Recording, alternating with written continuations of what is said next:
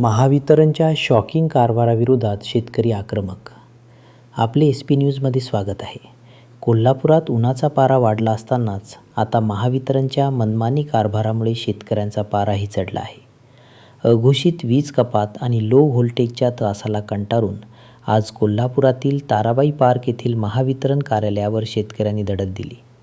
Irrigation फेडरेशनतर्फे माजी आमदार संपतराव पाटील यांच्या नेतृत्वाखाली महाराष्ट्र राज्य इरिगेशन फेडरेशनने अधीक्षक अभियंता कार्यालयासमोर जोरदार निदर्शने केली. दिवसा मिळणारी 8 तास वीजही वारंवार खंडित होत असल्याने उभी पिके वाळू लागली आहेत.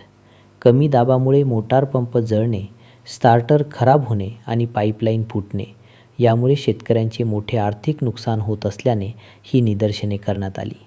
शेतकरी सध्या निसर्ग आणि महावितरण अशा दुहेरी संकटात आहे. दिवसा 12 तास वीज हवी असताना 8 तास ही निकृष्ट वीज मिळतीये. जर पिके जळाली तर महावितरणला धडा शिकू असा इशारा यावेळी आंदोलकांनी दिला. पाहत रहा SP न्यूज. लाईक आणि सबस्क्राईब करायला विसरू नका.